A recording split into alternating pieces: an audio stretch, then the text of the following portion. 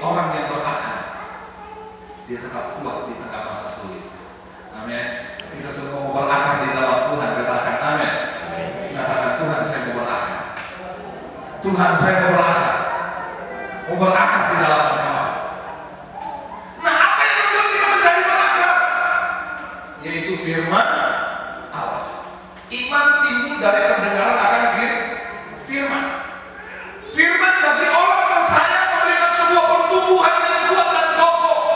Di sini dikatakan, dan berakar di dalam Dia, hendaklah kalian membangun hidupmu di dalam terjemahan yang lain. Membangun hidupmu di dalam Tuhan. Orang yang mengerti kasih karunia Tuhan, orang yang mengerti dan memahami cinta dan kasih Tuhan, dia akan punya semangat hidup. Kenapa? Dia akan menghargai betapa gairah kasih karunia Tuhan itu menggerakkan dia untuk lebih mengenal Tuhan. Amin. Untuk lebih setia, untuk lebih mengandalkan Tuhan di dalam kehidupannya, sehingga dia tidak mudah terpengaruh dengan keadaan apapun, dengan tawaran dunia yang sudah dikuasai oleh kegelapan ini. Jangan pernah berpikir bahwa dunia ini baik-baik saja, saudara.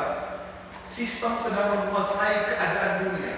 Saya pernah berkata dan menjelaskan tentang keadaan dunia baru, di mana kita berjumpa dengan Tuhan, dan di mana keadaan dunia yang sekarang yang diatur oleh sebuah sistem. Kalau kita mengacu kepada kitab Wahyu, kita menemukan di sana ada yang namanya 666. Itu angka dari angka manusia. Artinya apa? Angka inilah yang akan menguasai ekonomi dunia. Yang sebenarnya angka ini tidak ada sangkut pautnya dengan antikris, nggak ada sangkut pautnya awalnya. Tetapi karena angka ini sudah menguasai dan angka ini dipakai untuk menjadi transaksi jual beli, dan pada akhirnya para miliarder dunia berkumpul di satu tempat. Pada orang-orang yang tidak percaya kepada Tuhan, yang menolak tentang kekristenan, mereka bersatu agar supaya dunia ini terjerumus pada sebuah sistem dunia, sehingga muncul dalam sebuah kebenaran firman Allah secupa gandum sedinar harganya. Artinya keadaan ekonomi semakin sulit karena dikuasai oleh sistem. Yang menguasai apakah Tuhan? Dunia ini ada dan dikuasai oleh si jahat, tapi kehidupan orang percaya harusnya dikendalikan oleh Tuhan. Amin. Dunia boleh jahat, keadaan dunia dikuasai oleh sistem. Kita mungkin mengenal yang namanya antikris, dan sekarang sudah menyebar dari dulu sampai sekarang ini. Dia terus ada dan akan menggerogoti orang percaya. Tapi mereka yang di dalam Tuhan, mereka yang berakar di dalam Tuhan, mereka yang bertumbuh di dalam Tuhan, mereka yang berbuah di dalam Tuhan, mereka tidak akan pernah kekurangan, tapi akan selalu terpelihara dalam Tuhan dan firman Tuhan. Amin. Saya sebenarnya tidak berbicara tentang antikris hari ini, hanya sedikit menyentil saja, mengingatkan kita bahwa keadaan dunia dikuasai oleh sistem. Dan kalau kita pahami bahwa kenapa Paulus berkali-kali berkata kepada Tuhan, ayo bertumbuh, ayo berakar, ayo berbuah di dalam Tuhan, karena Paulus sadar dunia sedang menarik, dunia sedang menggoda, dunia sedang merasa kepada anak Tuhan agar supaya masuk kepada namanya jurang kebinasaan. Dan Tuhan tidak mau kita binasa. Amin. Haleluya. Tuhan tidak mau kita binasa. Perhatikan saudara, si iblis, si setan besar Lucifer, dia butuh banyak teman-teman untuk masuk pada kerajaan maut, pada kehidupan yang dimana tidak ada Tuhan di sana. Tetapi Tuhan mau selagi firman terus disampaikan, dikabarkan, diberitakan, karena Tuhan mau anak-anak Tuhan menjadi penghuni surga. Saudara, saya katakan begini, jangan pikirkan hidupmu hari ini.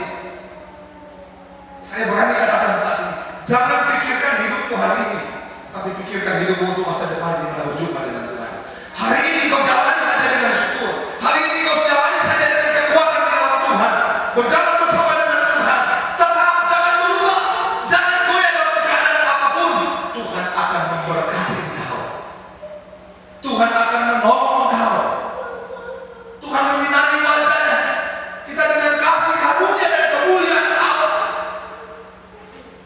Kalau kita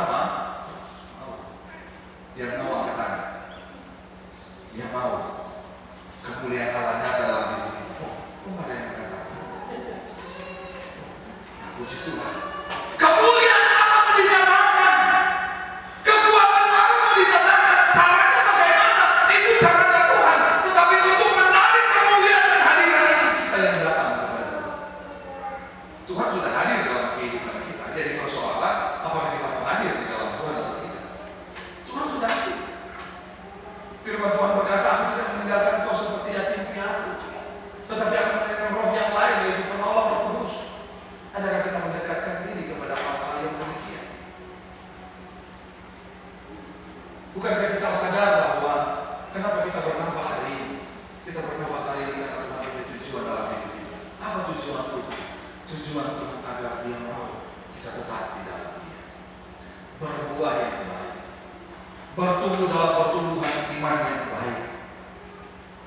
Artinya ada terjadi kebangunan rohani di dalam hidupmu. Kita mungkin berpikir dan melihat bahwa pendeta di sana ada KKR, di sana ada kebangunan rohani. Saudara, ada begitu banyak orang, ribuan orang ikut KKR kebangunan rohani, tapi belum tentu rohani mereka bangkit dan dibangun, belum tentu. Walaupun begitu banyak yang diselamatkan. Firman Tuhan berkata banyak yang terpanggil, sedikit apa? Yang terpilih. Dan kita pastikan kita sebagai orang-orang yang terpanggil dan terpilih untuk menjadi ahli waris kerajaan Allah. Tapi syaratnya kita punya tinggal di dalam Kristus. Yang pertama apa? Berakal. Yang kedua apa? Dibangun di atas fondasi kebenaran firman Allah. Dan apa? Bertambah teguh di dalam iman. Teguh, tidak mudah digoyahkan. Teguh, punya prinsip yang benar. Teguh, tidak berubah dalam keadaan apapun. Teguh tetap kepada kepercayaan kepada Kristus. Seperti saya katakan tadi malam, sekali Yesus, sekali Yesus. Tidak ada yang dapat memisahkan kita dari kasih Allah. Penindasan, kegelapan, bahaya, pedang, apapun itu tidak ada. Karena Yesus juru selamat saya dan saudara. Yesuslah yang memberikan kemenangan itu. Namun yang diperlukan adalah respon kita terhadap kemenangan. Sebentar lagi sudah merayakan perayaan Paskah, di mana kita memperingati bagaimana pengorbanan kematian Yesus sampai kepada kebangkitannya, sampai kepada kenaikannya ke surga. Tujuannya untuk siapa? Untuk saya dan saudara. Bukan hanya untuk bangsa Israel, bukan. Tapi tujuannya untuk siapa? Seisi dunia ini. Sehingga setiap lutut akan bertelut, setiap lidah akan mengaku Yesus Kristus adalah Tuhan. Saudara, saya berdoa biar kita semua bertumbuh dan berakar di dalam Tuhan, sehingga kita mempunyai limpah syukur di pemandangan Allah, limpah syukur di hadapan Tuhan, bahwa begitu besar kasih Tuhan terhadap hidupku. Aku mau berakar, aku mau dibangun, aku mau bertambah teguh di dalam iman, dan aku mau berbuah, sehingga aku bersyukur karena betapa baik Tuhan di dalam hidupku. Nah, orang yang menyadari semua hal itu, dia akan menjauhi dirinya dari kehidupan yang salah. Mari kita lihat di dalam Yesaya pasal 54 ayat 10. Sudah tidak lama saudara. Yesaya 54 ayat 10. Sebab biarpun gunung-gunung beranjak dan bukit-bukit bergoyang, tetapi kasih setiaku tidak akan beranjak daripadamu, dan perjanjian damaiku tidak akan bergoyang. Firman Tuhan yang mengasihani engkau. Orang yang sudah bertumbuh, berakar, dibangun di dalam Tuhan, dia berbuah, maka dalam keadaan apapun, dalam situasi apapun, biar gunung-gunung beranjak, kata firman Tuhan, dan bukit-bukit bergoyang, tetapi kasih setiaku tidak akan beranjak daripadamu, dan perjanjian damaiku tidak akan bergoyang. Firman Tuhan yang mengasihani engkau.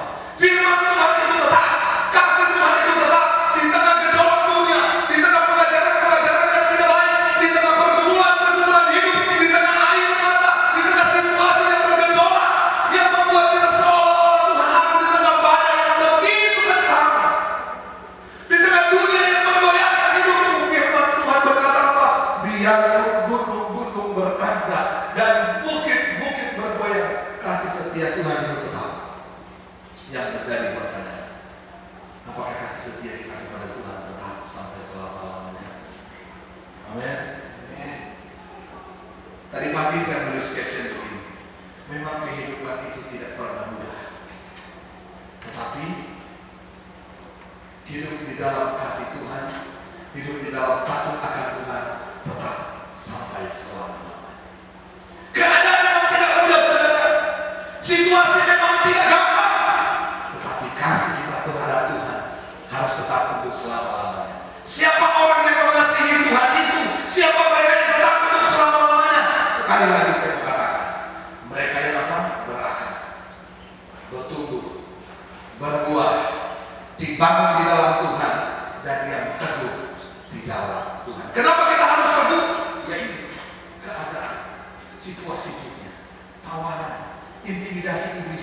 kuasa-kuasa yang mau menggerogoti kehidupan orang percaya, membuat kita harus tetap teguh di dalam Tuhan. Siapa yang membuat kita teguh di dalam Tuhan? Yaitu Yesus. Nah, bagaimana Yesus meneguhkan saya dan saudara? Bagaimana Yesus mau menguatkan saya dan saudara? Yesus menguatkan saya dan saudara ketika kita memberi hidup kita untuk dikuatkan dan diteguhkan oleh Tuhan. Saudara, begini, ketika kita hidup di dalam dosa, ketika kita hidup dalam kesalahan, tentunya kita sadar akan kesalahan dan dosa itu, bukan? Amin. Kita sadar.